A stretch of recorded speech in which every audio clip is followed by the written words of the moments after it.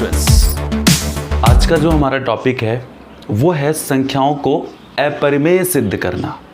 अब ध्यान से समझने वाली बात ये है, ठीक है, आपके बोर्ड एग्जाम में एक क्वेश्चन आता है, ऑलमोस्ट हर साल आता ही आता है कि सिद्ध करो ये संख्या अपरिमेय है, √2 को सिद्ध करो, √3 को सिद्ध करो। तो इस टाइप से क्वेश्चंस आते हैं, ठीक है। तो आज हम उसका डिस्कशन करने वाले हैं। बट उस टाइप के क्वेश्चन करने से पहले हमें दो चीज़ें जानना ज़रूरी है। पहला ये कि इसमें किस किस टाइप के क्वेश्चन आ सकते हैं। वैसे तो क्वेश्चन तो बहुत सारे बन सकते हैं, लेकिन सारे क्वेश्चन का जो बेसिकली जो टाइप होता है उसको हम 3 पार्ट में डिवाइड कर सकते हैं, ठीक है। पहला पार्ट, जब रूट अकेला हो, जब रूट अकेला हो, ठीक है, तो उसको बोलते हैं अकेला रूट, अकेला वर्गमूल। अकेला वर्गमूल का मतलब एग्जाम्पल इसका क्या हो सकता है, √2, √3, √5, √7। इस टाइप से क्वेश्चन आएगा कि सिद्ध करो √3 एक अपरिमेय संख्या है, सिद्ध करो √5 एक अपरिमेय संख्या है, सिद्ध करो √7 एक अपरिमेय संख्या है। तो अगर रूट अकेला हो तो इस टाइप के क्वेश्चन को हम एक कैटेगरी में मानेंगे। इसको सॉल्व करने का तरीका थोड़ा सा अलग है। दूसरा हमारा है जब वर्गमूल अकेला नहीं हो, अकेला नहीं हो। अकेला नहीं हो का क्या मतलब है, ध्यान देखिए। जैसे ये √2 था तो रूट के साथ में मैंने कुछ और संख्या जोड़ दिया, 7√2 जोड़ दिया, या फिर मैंने क्या कर दिया, √2/5 लिख दिया, या फिर क्या कर दिया मैंने, √3/7 लिख दिया, या फिर क्या कर दिया मैंने, 2√3 + 5 कर दिया, या फिर क्या कर दिया मैंने, 7√3 + 3। तो इस टाइप से देखो, रूट तो है लेकिन रूट के साथ में या तो कोई नंबर मल्टीप्लाई में है, या प्लस में हो रहा है, या फिर माइनस में भी हो सकता है। तो कोई नंबर उसके साथ में, तो रूट के साथ में कुछ ना कुछ अटैच है, इसको हमने सेकंड कैटेगरी मानी है। और तीसरी category double root. Double root का मतलब क्या है कि दो रूट आ जाए। जैसे मैंने दे दिया आपको कि √2 + √3 को सिद्ध करो अपरिमेय संख्या है, या फिर मैंने दे दिया √2 - √3 को सिद्ध करो कि ये अपरिमेय संख्या है। समझ में आ गई बात। तो बेसिकली 3 टाइप से क्वेश्चन आ सकते हैं। मैं तीनों पे अच्छे बहुत सारे एग्जांपल लेके आपको एक्सप्लेन करने वाला हूं कि इसको कैसे सॉल्व करते हैं। बहुत इजी है, कुछ चीजें आपको याद रखनी है, बहुत इजी है, तो बहुत ध्यान से समझिएगा, ठीक है। अच्छा, दूसरी क्या चीज अपने को याद रखनी थी वो भी समझ लेते हैं। दूसरा एक वर्ड होता है, इंग्लिश में बोलते हैं कोप्राइम, हिंदी में बोलते हैं सह अभाज्य। इसका मतलब क्या होता है ये समझ लेते हैं। सह अभाज्य, देखो अभाज्य संख्या वो होती है जिसमें या तो खुद का भाग जाता है या फिर 1 का भाग जाता है। जैसे 5 में या तो 5 का भाग जाएगा या फिर 1 का भाग जाएगा। इसके अलावा किसी भी संख्या से 5 को डिवाइड नहीं किया जा सकता, तो वो हो गया अभाज्य। सह अभाज्य का मतलब होता है, सह मतलब होता है साथ में, यानी कि 2 संख्याएं आपस में अभाज्य हैं। मतलब अगर कोई संख्या है, मान लो एक संख्या है 5, दूसरी संख्या है 7, ठीक है, तो दोनों संख्या को कोई एक तीसरी संख्या दोनों को एक साथ विभाजित नहीं कर सकती। उदाहरण के लिए मैंने एक संख्या ले लिया 5 और दूसरी ले लिया मैंने 12, तो 5 में 5 का भाग जाएगा, 12 में, या इस 5 को 15 ले लेता हूं क्योंकि 5 तो अभाज्य हो जाएगा, थोड़ा कंफ्यूजन हो जाती है। इसको मैं लेता हूं 16, इसको मैं लेता हूं 21, अब इजी हो जाएगा। देखो इस 16 में 2 का भाग जाएगा, 4 का जाएगा, 8 का जाएगा, 16 का जाएगा, इसमें 3 का जाएगा, 7 का जाएगा, 21 का जाएगा। लेकिन 3 का भाग इसमें जाएगा तो इसमें नहीं जाएगा, 2 का भाग इसमें जाएगा तो इसमें नहीं जाएगा।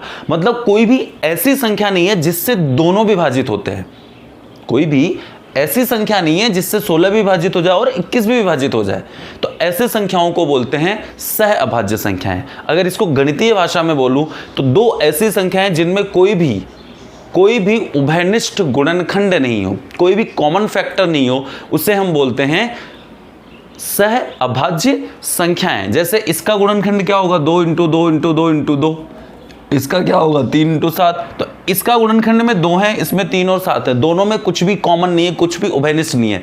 तो ऐसी 2 संख्याएं जिनमें कोई भी उभयनिष्ठ गुणनखंड नहीं होता है, उसे हम क्या बोलते हैं, सह अभाज्य संख्याएं बोलते हैं। बात समझ में आ गई। तो ये 2 चीजें जानना जरूरी था। अब हम इस पे क्वेश्चन करते हैं। ओके, तो पहले हम करते हैं फर्स्ट टाइप वाला क्वेश्चन जिसमें सिंगल रूट आ रहा था, एक अकेला रूट आ रहा था, √2, √3, √5। उसको हमें क्या प्रूव करना है, अपरिमेय सिद्ध करना है। तो क्वेश्चन ले लेते हैं। क्वेश्चन में ले लिया सिद्ध करो रूट 2 अपरिमेय है, अपरिमेय संख्या है, ऐसे क्वेश्चन आएगा। ठीक है, क्वेश्चन क्या आएगा, सिद्ध करो रूट 2 एक अपरिमेय संख्या है। अब ध्यान से समझना, बहुत ज्यादा ध्यान से समझना बच्चे लोग। ठीक है, अब करेंगे क्या, देखो थोड़ा सा कंफ्यूजिंग है, उल्टा पुल्टा चलेंगे, पहले कुछ मानेंगे फिर वो चीज गलत होगी, मतलब इसको बोलते हैं हम विरोधाभास, उसकी रणनीति अपनाएंगे। तो बहुत ध्यान से समझना हो क्या रहा है। ठीक है, सबसे पहले क्या करना है, सबसे पहले लिखेंगे कि माना, उल्टा मान लेंगे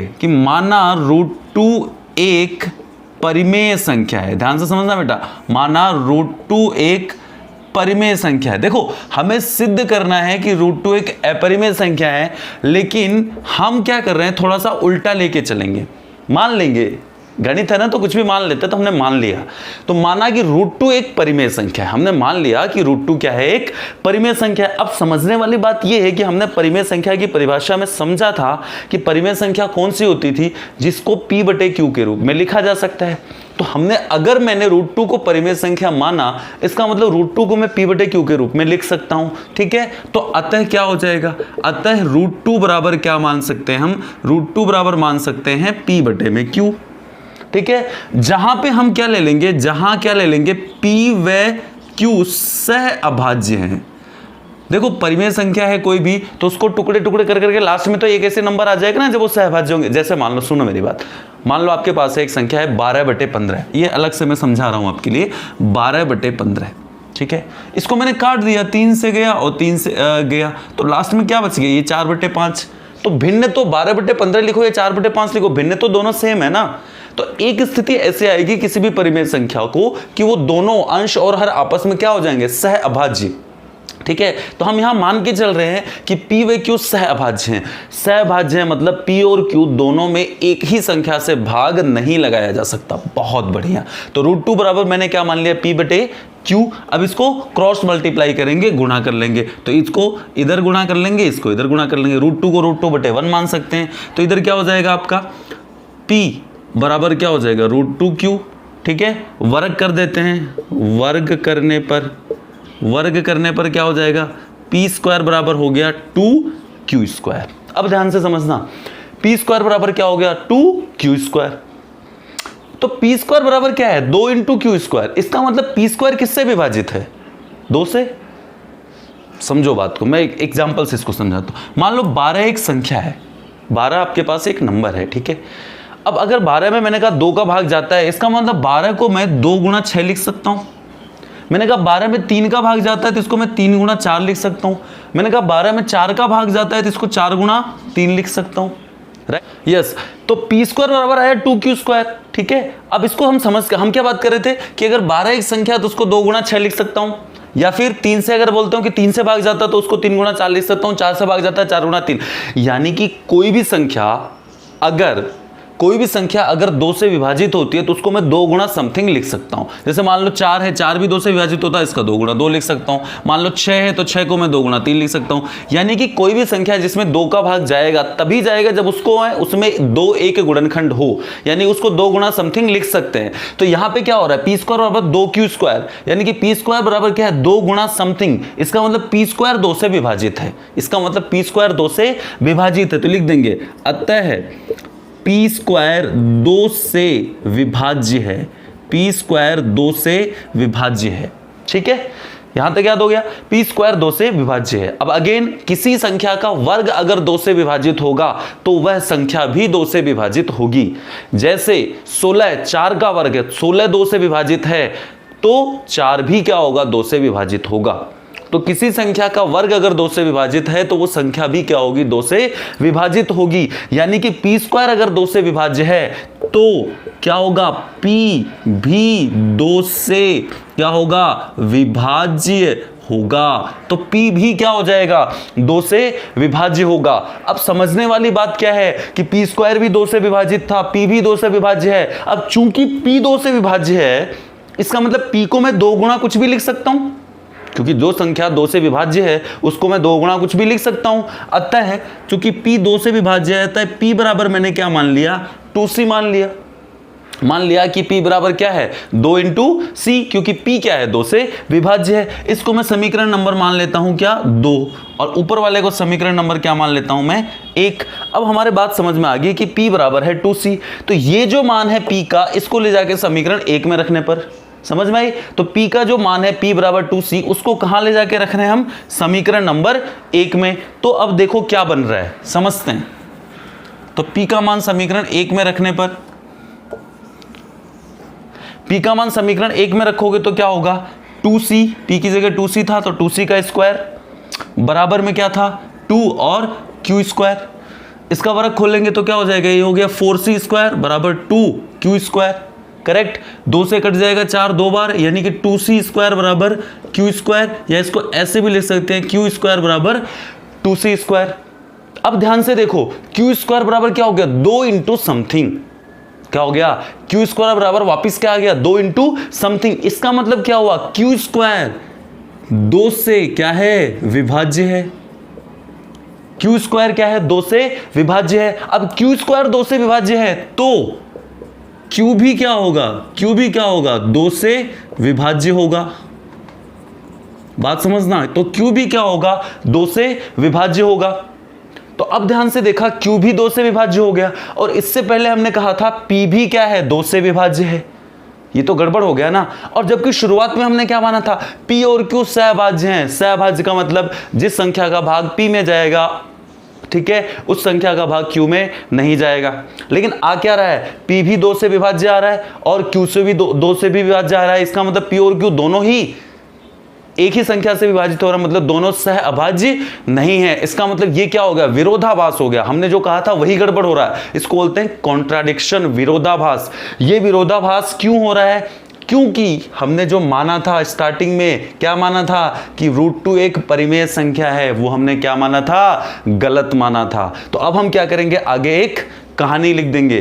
क्या कहानी लिखेंगे, सुन लो ध्यान से, मैं लिख नहीं रहा हूं, सुन लो, लिख लेना। आप क्या कहेंगे, लैंग्वेज क्या लिखनी है आपको, सुन लो क्या लिखेंगे। तो P व Q दोनों तो लिखेंगे नीचे।